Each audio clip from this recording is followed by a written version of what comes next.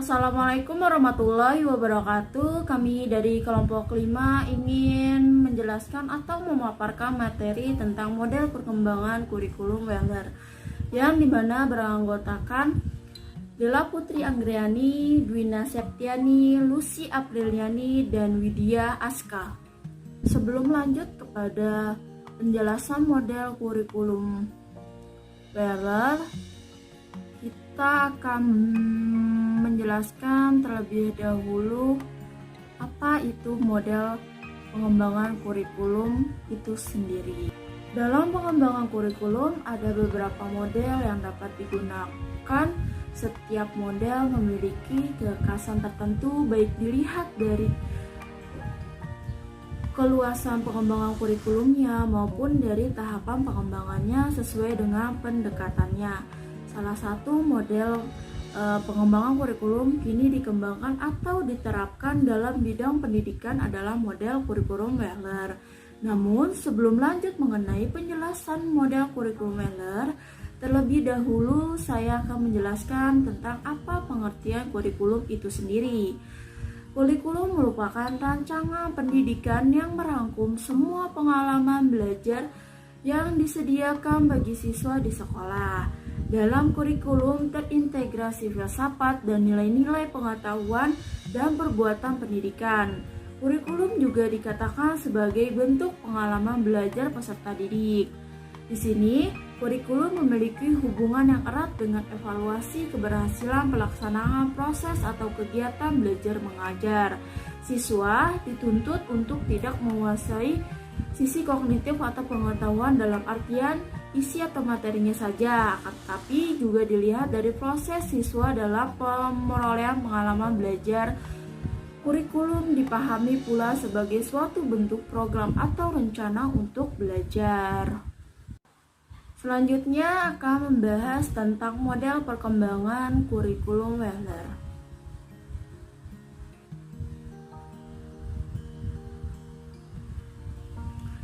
Model Weller sesuai nama model perkembangannya.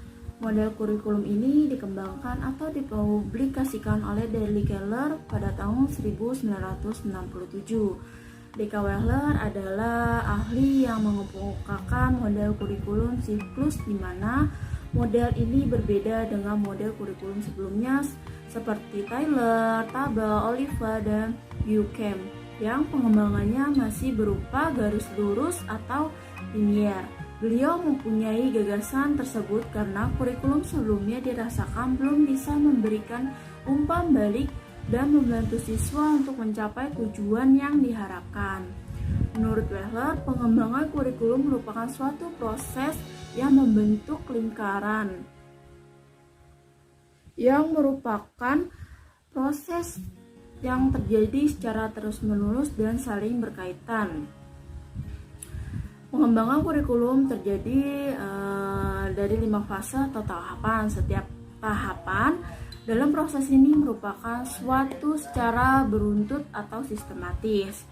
Maksudnya di sini adalah kita tidak mungkin dapat menjalankan atau menyelesaikan tahap kedua atau tahap pertama sebelum terselesaikan atau dikerjakan. Namun demikian, manakala setiap tahap sudah selesai dikerjakan, kita akan kembali lagi ke tahap yang awal. Demikian dan seterusnya sehingga proses pengembangan daripada sebuah kurikulum berlangsung secara terus-menerus tanpa ada ujungnya. Perkenalkan, saya Lucy Apriliani. Di sini saya akan melanjutkan mengenai salah satu model pengembangan kurikulum, yaitu model pengembangan kurikulum Weller. Menurut Weller, model pengembangan kurikulum merupakan suatu proses yang membentuk lingkaran. Proses ini terjadi secara terus-menerus dan membentuk lingkaran. Baiklah, langsung saja ke penjelasan berikutnya mengenai langkah-langkah pengembangan kurikulum Weller. Nah, seperti pada pembahasan sebelumnya mengenai model pengembangan Weller, berikut akan dijelaskan langkah-langkah pengembangan model Weller yang terdiri dari 5 tahapan. Yang pertama yaitu menentukan tujuan. Tujuan yang ditentukan terdiri dari tujuan umum dan tujuan khusus. Dalam hal ini, tujuan umum dapat berupa tujuan yang bersifat normatif, yang mengandung tujuan filosofis, atau tujuan pembelajaran yang bersifat praktis. Sedangkan tujuan yang menjadi tujuan khusus yaitu tujuan yang bersifat spesifik dan objektif, yaitu suatu tujuan pembelajaran yang mudah diukur ketercapaiannya. Dalam pengembangan kurikulum menurut Wheeler, penentuan tujuan merupakan tahap awal yang harus dilakukan. Dalam penyusunan kurikulum, merumuskan tujuan merupakan hal yang harus dikerjakan karena tujuan merupakan arah atau sasaran dalam suatu pendidikan. Tujuan berkaitan erat dengan arah dan sasaran pendidikan yang akan dicapai oleh dunia pendidikan. Kurikulum merupakan alat untuk mencapai tujuan pendidikan. Dengan demikian, salah satu komponen penting yang harus ada dalam suatu perencanaan kurikulum adalah tujuan itu sendiri. Tujuan kurikulum dapat membantu pengembangan kurikulum dalam mendesain suatu model kurikulum. Melalui tujuan yang jelas, maka dapat membantu para pengembangan kurikulum dalam mendesain model kurikulum yang dapat digunakan, bahkan akan membantu guru dalam mendesain sistem pembelajaran. Maksudnya di sini adalah dengan tujuan yang jelas dapat memberikan arahan kepada guru dalam menentukan bahan atau materi yang harus dipelajari, menentukan metode dan strategi pembelajaran yang akan digunakan, menentukan alat, media, dan sumber pembelajaran, serta bagaimana cara merancang alat evaluasi untuk menentukan keberhasilan belajar siswa. Lalu, dengan tujuan dapat digunakan sebagai kontrol dalam menentukan batas-batas serta kualitas pembelajaran. Dengan adanya tujuan kurikulum yang jelas, dapat digunakan sebagai kontrol dalam menentukan batas-batas dan kualitas pembelajaran. Artinya, melalui penetapan tujuan, para pengembangan kurikulum termasuk guru dapat mengontrol sampai mana siswa telah memperoleh kemampuan-kemampuan yang sesuai. Nah, yang kedua yaitu menentukan pengalaman belajar. Pengalaman belajar ini dirumuskan dari tujuan. Pengalaman belajar yang dimaksud di sini adalah segala aktivitas siswa dalam berinteraksi dengan lingkungan. Menentukan pengalaman belajar merupakan hal yang penting untuk materi-materi yang sesuai dalam proses pembelajaran. Nah, beberapa prinsip dalam menentukan pengalaman belajar siswa diantaranya yaitu: yang pertama, pengalaman siswa harus sesuai dengan tujuan yang ingin dicapai, karena setiap tujuan akan menentukan pengalaman pembelajaran.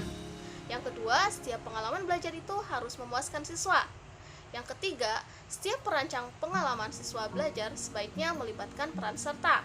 Lalu yang terakhir yaitu dalam suatu pengalaman belajar dapat mencapai tujuan yang berbeda. Terima kasih. Menentukan isi dan materi pelajaran sesuai dengan pengalaman belajar. Tahap ketiga dalam pengembangan kurikulum menurut Wheeler adalah penentuan isi dan materi pelajaran. Penentuan isi dan materi pelajaran ini didasarkan atas pengalaman belajar yang dialami oleh peserta didik. Pengalaman belajar yang dialami oleh peserta didik dijadikan suatu acuan dalam penyusunan materi ajar. Langkah-langkah pengorganisasian merupakan hal yang sangat penting, karena dengan pengorganisasian yang jelas akan memberikan arah bagi pelaksanaan proses pembelajaran, sehingga menjadi pengalaman belajar yang nyata bagi peserta didik. Mengorganisasi atau menyatukan pengalaman belajar dengan isi atau materi pelajaran. Setelah materi ajar disusun, maka akan dilakukan penyatuan antara pengalaman belajar dengan materi ajar yang telah disusun. Hal ini bertujuan agar terjadi hubungan atau kesinambungan antara pengalaman belajar dengan materi ajar, sehingga proses belajar mengajar dapat berjalan dengan baik dan memperoleh hasil yang maksimal. Ada dua jenis pengorganisasian pengalaman belajar. Yang pertama, pengorganisasian pengalaman belajar secara vertikal. Pengorganisasian pengalaman belajar secara vertikal adalah menghubungkan pengalaman belajar dalam satu kajian yang sama dengan tingkat yang berbeda. Contohnya, pengorganisasian pengalaman belajar yang menghubungkan antara bahasa Indonesia kelas 5 dengan bahasa Indonesia kelas 6. Pengorganisasian selanjutnya ada pengorganisasian pengalaman belajar secara horizontal. pengorganisasian pengalaman belajar secara horizontal adalah menghubungkan pengalaman belajar antara bidang yang satu dengan bidang yang lainnya dalam tingkat yang sama. Contohnya, menghubungkan pengalaman belajar dalam bidang bahasa Indonesia dengan bidang bahasa Inggris di kelas 7. Kedua jenis pengorganisasian pengalaman belajar ini sangat penting dalam hubungan pembelajaran, di mana hubungan vertikal akan memungkinkan siswa memiliki pengalaman belajar yang semakin luas dalam kajian yang sama. Sedangkan dalam hubungan horizontal antara pengalaman belajar yang satu dengan yang lainnya akan saling mengisi dan memberikan penguatan satu sama lain. Melakukan evaluasi setiap fase pengembangan dan pencapaian tujuan. Di sini, setelah proses pembelajaran selesai, akan dilaksanakan suatu proses evaluasi. Dalam proses pengembangan kurikulum ini, tahap evaluasi merupakan tahap yang sangat penting.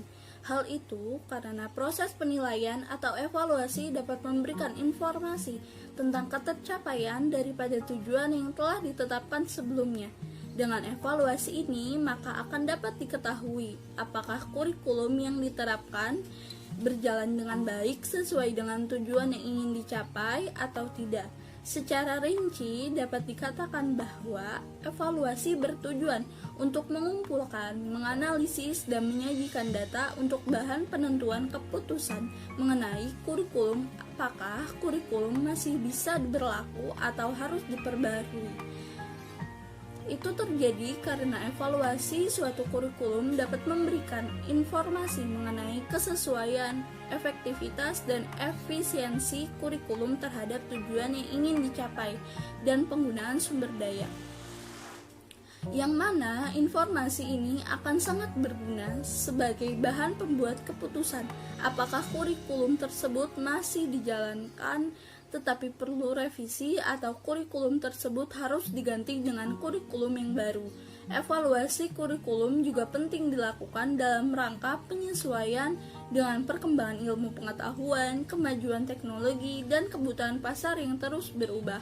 Jadi ada dua aspek yang perlu diperhatikan dalam evaluasi kurikulum. Yang pertama, evaluasi harus menilai apa telah terjadi perubahan tingkah laku siswa sesuai dengan tujuan pendidikan yang telah dirumuskan. Yang kedua, evaluasi sebaiknya menggunakan lebih dari satu alat penilaian dalam suatu waktu. Baik, saya Widya Aska akan menjelaskan kelebihan dan kekurangan pengembangan kurikulum model Wheeler. Walaupun model kurikulum Wheeler merupakan pengembangan dari model kurikulum Tyler, gambar siklus model pengembangan kurikulum yang menunjukkan bahwa model pengembangan kurikulum ini tampak jauh lebih progresif daripada model garis lurus yang dikembangkan oleh Tyler. Kelebihan dari pengembangan kurikulum model Wheeler yang pertama, kurikulum yang dikembangkan memiliki struktur yang logis, di mana Wheeler berpendapat bahwa model pengembangan kurikulum yang sebelumnya yang pengembangannya masih berupa garis lurus linier, dirasakan belum bisa memberikan umpan balik dan membantu siswa untuk mencapai tujuan yang diharapkan. Menurut Wheeler, pengembangan kurikulum merupakan proses yang terjadi secara terus-menerus dan saling berkaitan, sehingga proses pengembangan kurikulum berlangsung secara terus-menerus tanpa ada ujungnya. Yang kedua, memasukkan berbagai kematangan yang berhubungan dengan objektif. Yang ketiga, model ini memiliki mekanisme umpan balik, sehingga menyediakan masukan atau saran dengan tujuan untuk mengukur kemajuan dari penerapan model pengembangan kurikulum. Yang keempat, dengan adanya umpan balik, kita dapat mengevaluasi sejauh mana tingkat ketercapaian pengembangan kurikulum yang diimplementasikan. Jadi, fungsi evaluasi di sini tergantung dari tujuan orang yang melakukan evaluasi. Apakah untuk mengetahui atau untuk mengukur tingkat ketercapaian pengembangan kurikulum, atau hanya untuk mengetahui sejauh mana ketercapaian model pengembangan kurikulum. Namun, di sisi lain, pengembangan kurikulum model Wheeler ini memiliki beberapa kekurangan. Yang pertama, tujuan jangka pendek model Wheeler meliputi karakteristik perilaku. Perilaku memiliki banyak tujuan dan keuntungan jika diterapkan untuk merancang kurikulum. Akan tetapi, perilaku memiliki beberapa batasan dalam pelaksanaannya. Sebagai contoh, bagaimana seseorang bisa mengukur meningkatnya kelancaran menulis pada siswa. Yang kedua, model Wheeler ini kurang prosedur pelaksanaan konten yang terintegrasi. Maksudnya, kurangnya prosedur antara mengorganisir dan mengintegrasikan konten pengalaman belajar dan evaluasi. Mungkin itu saja yang bisa kami sampaikan. Kurang lebihnya mohon maaf. Wassalamualaikum warahmatullahi wabarakatuh.